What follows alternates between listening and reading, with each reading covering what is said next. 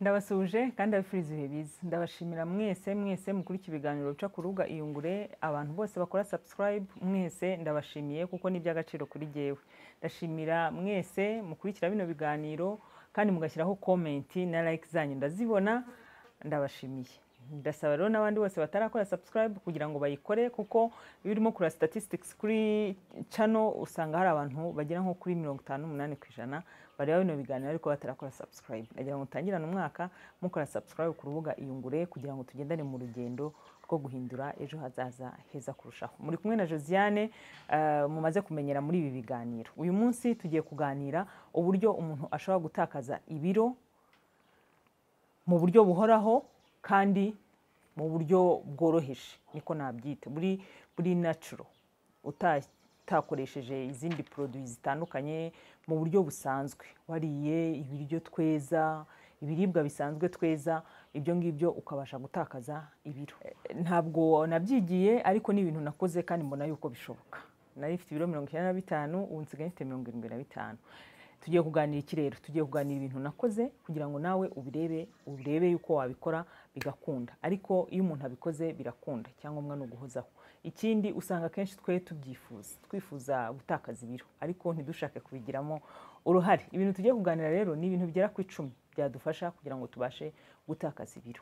Umuntu yatangira yibaza, ese ubundi umuntu yongera ibiro byagenze gute? Ibiro byongera byagenze gute? Hari igihe usanga kenshi abantu bavuga ngo rwose ngo nuko nguko twavutse ngo nta cyabasha guhinduka, nabyutse ni izindi munini.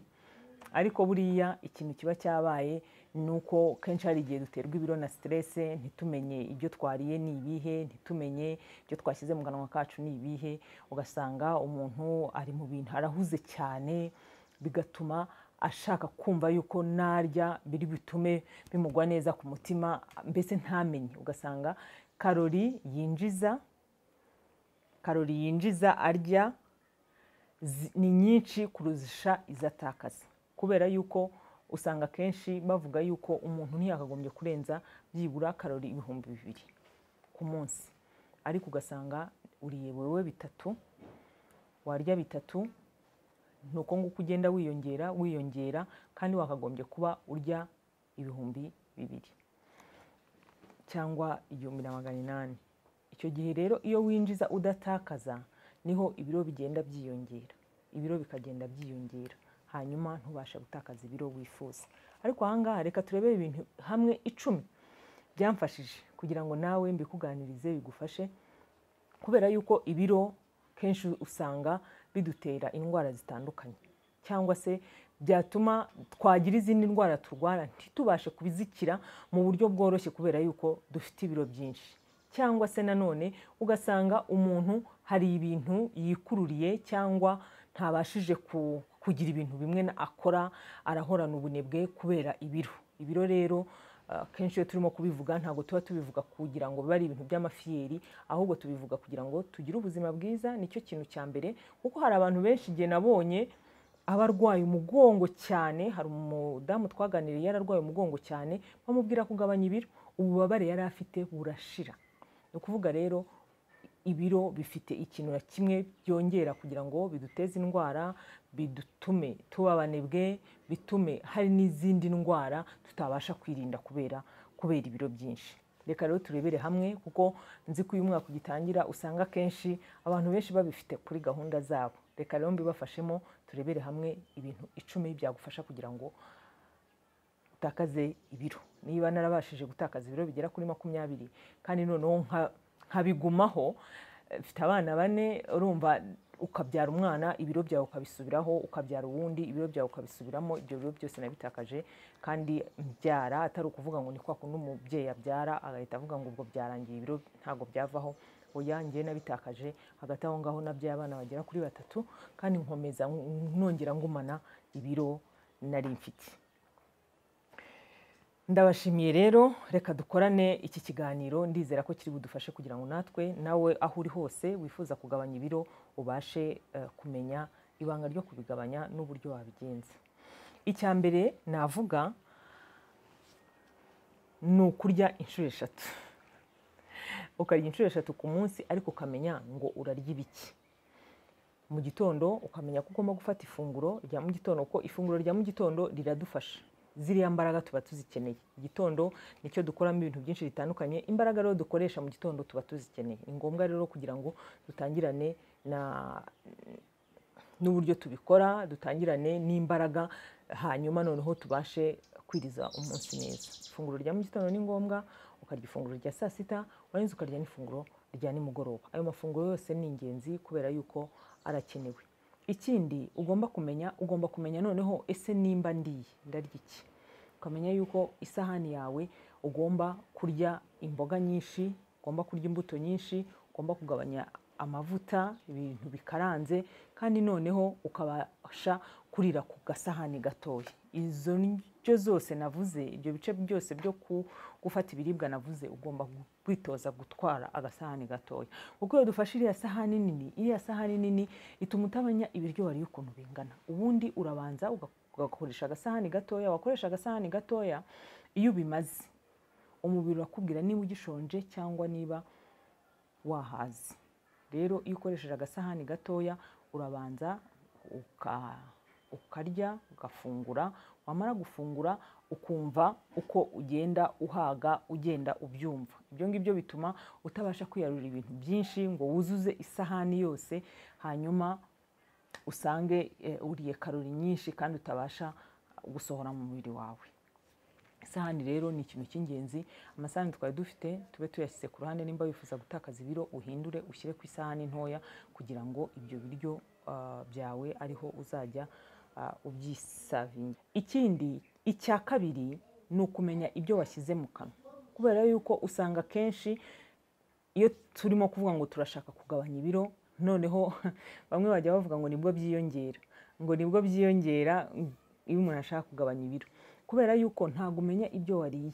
Uravuga uti nariye, ariko ntubimenya. Ya masahani za ndyo eshatu navuze, ugasanga hagati ufashe ibindi, ugiye hano ufashe ikindi, ugiye hariya unyweye ji, mbese ugasanga umunsi wose nta nubwo uzi ibintu wariye uko bingana.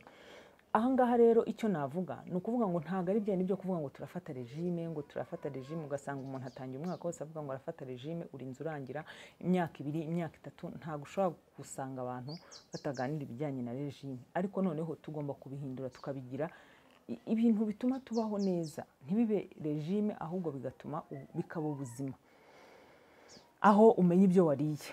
Kuko ntago ibyo turi muvuge hano harimo kwiyima. Ntago muri buze kumva avuga ngo nturye iki, ngo nturye iki, oya. Ariko niba ukiriye, hanyuma yaho uri bukora iki?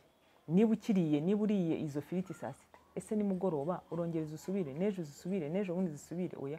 Ugomba kumenya ibyo wariye, ukamenya noneho uburyo uri burekeraho. Niba wariye nabi saa sita, niko nabyita nabi, ni ukuvuga ngo wariye junk, umenye ngo wenda nimugoroba ntabwo uriye, cyangwa urye ibintu birireje, urye imboga, urye salade, mbese ntiwongere kongera muri karori n'izindi wariye nazo zitarakuvamo.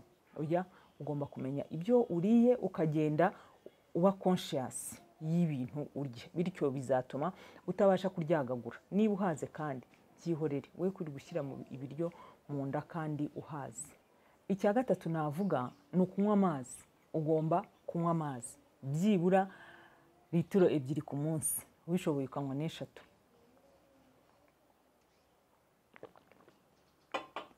Ubishoboye ukanywa n'3. Amazi nta kintu atwaye, kubera yuko kenshi tujya twitiranya inyota n'inzara. Ugasanga ufite inyota ariko ukumva urashonje, ukajya kurya ibiryo kandi udaheruka kunywa amazi. Ujye ubanza unywa amazi, wumve iyi nzara niba yashira, hanyuma noneho rero nitabasha gushira ubone gushyiraho ibiryo. Amazi ni meza kubera yuko agabanya ukuntu wumva gushonje, agabanya level y'inzara wari ufite. Ni ukuvuga ngo icyo gihe atuma usa n'ucogora ku nzara wari ushonje, noneho ntibitume n'ujya kurya ubivutagura ukabimarayo. Amazi rero ni meza, uretse no kuvuga ngo ni meza ku muntu ushaka kugabanya ibiro, ni na meza no mu buzima busanzwe. Amazi rero ni meza, bibaye byiza noneho ukajya unayanywa mbere y'uko urya, mbere y'iminota 30 y'uko urya. Bituma ugabanya cyane uburyo wumva gushonje, bigabanya uburyo wumva ushonje, bityo bigatuma unagabanya ibiryo ugiye kurya uko bingana. Icya kane ni ukuvuga yuko umuntu kenshi nitwe tujya kwihahira. Niba ugiye ku isoko umenye none se urahaha ibintu bijyanye n'iki. Niba ushaka gutakaza ibiro, ntabwo ushobora kuvuga ngo ushaka gutakaza ibiro nujya ku isoko ugura ibintu bihabanye cyane n'ibizagufasha gutakaza ibiro. Ugomba kumva yuko ugomba guhaha ibizagufasha kugira ngo ubashe gutakaza ibiro. Ukamenya uti ndagura imboga zihe, ubwoko butandukanye, kugira ngo utabihaga, utabirambirwa, cyangwa se ukumva ari nk'umutwaro wikoreye. Oya, ni ukuvuga ngo nimba tugiye kugira ubuzima busanzwe, tugomba no kubikora ku buryo biba ibintu twumva tunezerewe gukora, ntibibe ibintu twumva ari umusaraba. Kuko iyo bibaye umusaraba kuri twebwe, tukumva ni ibintu bitubihiye, tukumva ni ibintu bigoye, icyo gihe ntabwo bitinda mu bikora ukwezi kumwe, ariko kwa kabiri ntabwo bikora. Ni byiza rero yuko iyo tugiye ku isoko tugomba guhaha ibintu bitandukanye. Ukavuga uti wenda kuwa mbere nzarya mu bwoko bw'imboga, nzarya brokoli, mu bwoko bw'imboga nzarya, kuwa kabiri nzarya imiteja, ubwoko bw'imboga nzarya wenda dodo, kuwa gatatu, kuwa kane nzakora salade. Mbese ubashe gukora. Wajya guhaha rero, wajya ku isoko, ntujye ku isoko ngo wuzuzemo ibintu byose bijyanye n'ibitazagufasha gutakaza ibiro, ahubwo ugakora ibintu bizagufasha gutakaza ibiro. Ikindi mu byo uhaha ukibuka poroteyine, kuko ntabwo ushobora gutakaza ibiro utashyizemo poroteyine. Poroteyine idufasha, poroteyine ubwo ndimo kuvuga amagi, ifi, ibikomoka ku matungo. Ibyo ngibyo rero byose bituma icya mbere ntabwo usonza vuba. Iyo mu biryo byawe washyizemo poroteyine ntabwo upfa gusonza gutyo. Ikindi kandi bituma iyo unanutse utagaragaza yuko ukushutse mu maso, umeze nk'umuntu w'umurwayi. Oya, poroteyine ifasha uruhu rwawe, ifasha korajene, ifasha uruhu rwawe kugira ngo rugume rumeze neza kandi unanuke wegeranye, utakaza ibiro wegeranye. Mu byo uhaha rero ntukibagirwe poroteyine, kandi mu byo urya ku munsi nayo igomba kuba irimo. Icya gatanu cyamfashije gutakaza ibiro ni ugukora imyitozo ngororamubiri. Gukora imyitozo ngororamubiri wabyumva ukumva ni ibintu bikomeye cyane, ariko noneho ntabwo dukora imyitozo ngororamubiri ngo dutakaze ibiro. Icyo ngicyo cyo nicyo nabashije kumenya kugira ngo bimfashe no koroha. Ntabwo dukora imyitozo ngororamubiri kugira ngo dutakaze ibiro, ahubwo dukora imyitozo ngororamubiri kubera ko tubikunze, kuko turinda indwara, kuko dushobora no kuyikora twayiteguye neza, ikatubashisha gusabana, ikatubashisha gukuramo stress mu mubiri wacu. Bifite izindi nyungu nyinshi cyane zirenze izo gutakaza ibiro. Iyo bifashe gutyo rero urayikora, byanze bikunze urayikora, kubera yuko iba mu bintu byawe ukunda, bituma umererwa neza, ituma usinzira neza. Imyitozo ngororamubiri ituma urya neza, imyitozo ngororamubiri, mbese iyo uyikoze ugubwa neza muri rusange. Ibyo ngibyo akaba ari byo bituma ukora imyitozo ngororamubiri, kuko iyo uyikoze kugira ngo utakaze ibiro, ndakubwiza ukuri, nta n'amezi abiri wayikora. Wapi, ntabwo byakunda. Ariko iyo uyikoze kubera ibyiza byayo, kubera ibyiza gukora imyitozo ngororamubiri bifite, biba ubuzima. Ntabwo biba kuvuga ngo ndatakaza ibiro cyangwa se ntibirimo no kuvaho, kuko ushobora no kumara n'ukwezi iyo utaramenyera neza, wenda bitaranavaho, icyo gihe wahita uyivaho. Ariko imyitozo ngororamubiri igomba kutubera kimwe mu buzima bwacu bwa buri munsi. Iyo tubikunze tukifuza kubikora biroroha, bigatuma tubigumaho ntitubiveho. Icya gatandatu navuga ni ukwiha igihe runaka. Icya gatandatu navuga ni ukwiha igihe runaka, ukamenya yuko ibyo biro ugomba gutakaza ugomba kubiha igihe runaka. Atari ibiro uvuga ngo uratakaza ibiro 10 mu kwezi. Ibyo ngibyo birashoboka, ariko ntibiramba. Naranabikoze nanjye, ariko ntabwo byatindaga. Narabitakazaga mbere nkishaka kunanuka, ariko noneho ibyo biro natakaje bikongera bikagaruka. Uko byakagendaga ni nako byagarukaga. Iyo ushaka gutakaza ibiro rero mu gihe kirambye, ubiha n'umwanya. Ukavuga uti wenda ibiro 3 mu kwezi. Iyo barimo kuvuga bavuga ibiro 3 cyangwa 4 mu kwezi, ubwo ni kimwe buri cyumweru ubasha gutakaza. Ibiro 4 ni ukuvuga ngo byibura ukiha igihe. Ibiro 3, nge navuga wenda ibiro 3, kwihereza ibiro 3 mu kwezi, hanyuma noneho ukagenda ubitakaza mu buryo buhoraho. Kubera yuko iyo wihaye igihe gitoya usanga kenshi ubitakaje ariko biragaruka. Kugira ngo rero ubashe kugumana ibiro ugomba kwiha igihe runaka nturekeraho.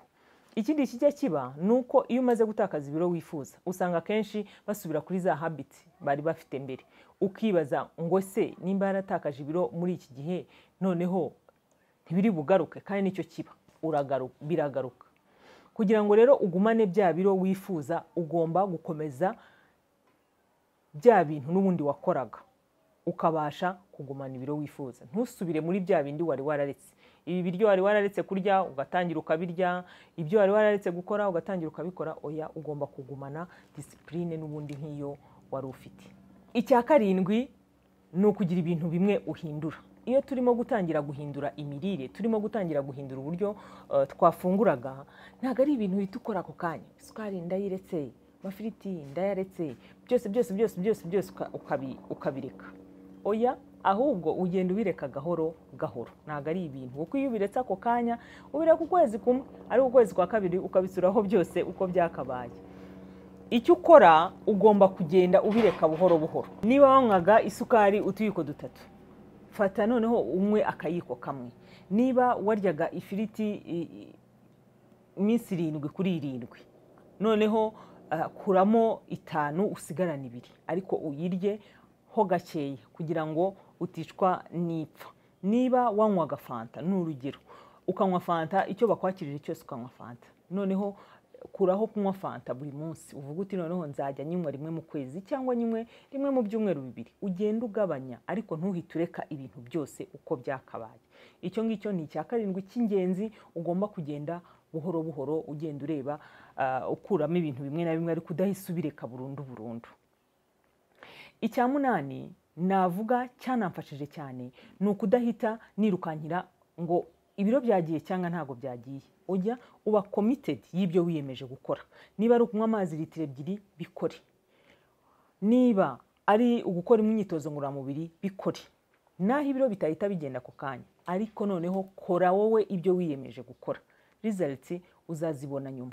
Ni ukuvuga ngo izo ntsinzi z'umunsi ku munsi ugenda ubona nizo zigufasha kugira ngo uzabone results wifuza kugeraho. Ariko wowe kuvuga ngo ntago byakunze reka mbyihorere. Oya, genda buhoro buhoro ube committed ku bintu wiyemeje gukora.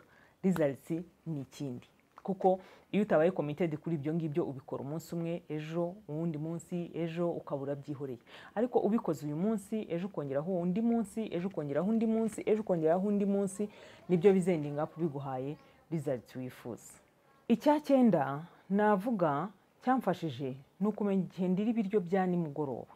Nkuko nabivuze yuko dufata amafunguro 3 ku munsi, noneho kumenya igihe urira ifunguro rya nimugoroba.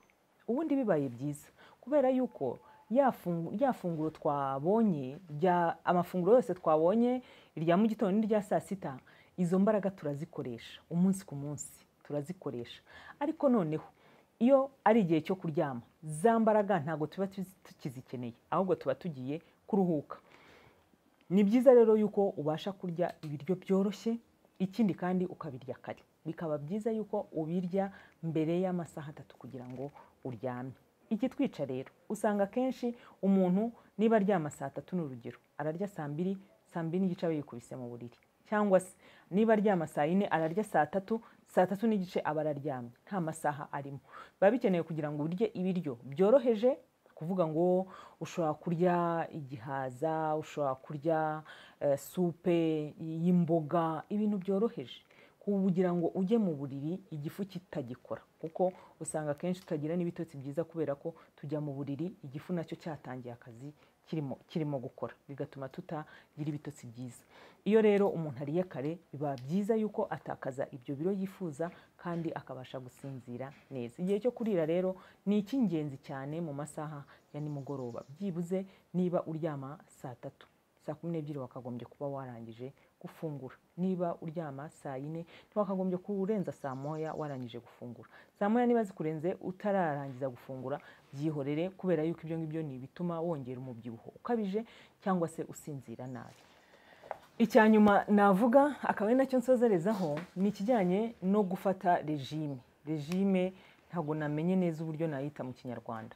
Regime, ijambo regime ubundi twakabaye tunaryihorera kurivuga rwose, naho turiganira tukaryihorera. Usanga kenshi iyo umuntu atangiye avuga ubu ngubu kuri aya matariki hari abantu benshi bagombaga gutangira regime ariko regime nibaza yuko iyo ugenda umenya imirire, ugenda umenya uko umuntu arya, ntago aba agikoresha ijambo regime, ahubwo no guhindura imirire, ukamenya kurya neza, ukamenya ibyo umubiri ukeneye, ukamenya ukanabyishimira, kuko waba wariye icyo umubiri ukeneye, waba wariye igituma wirinda kansa, ukabyishimira, ukumva ari ibintu wishimiye, atari ibintu bikubereye umutwaro. Ntago hano tuba tukivuga regime, oya, ahubwo turavuga imirire myiza. Imirire myiza ubu ngubu niyo tugiye kujya tuganira.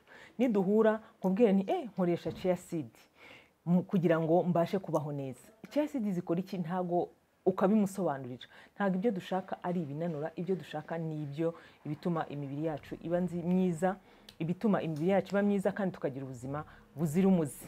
Ndabashimiye ko mwakurikiye kino ikiganiro nifuje gukora, kuko kenshi abantu barakinsabye bambwira bati uzatuganiriza uburyo wataye ibiro kandi ukaba utabasha kubyongera, ntago bikiyongera. Niyo mpamvu nifuje kubaganiriza kino kiganiro kugira ngo nawe wifuza gutakaza ibiro, wifuza gutakaza ibiro kugira ngo ubashe kubaho neza. Ubundi bijyana n'ukureshya.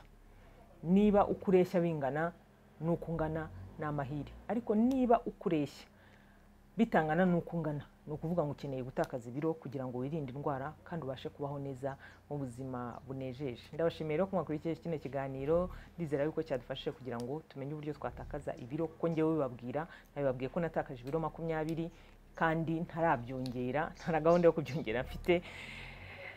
Ndibaza rero yuko ibyo nababwiye biri buze kubafasha. Ndabashimiye rero, ciao ciao, Imana ibarinde.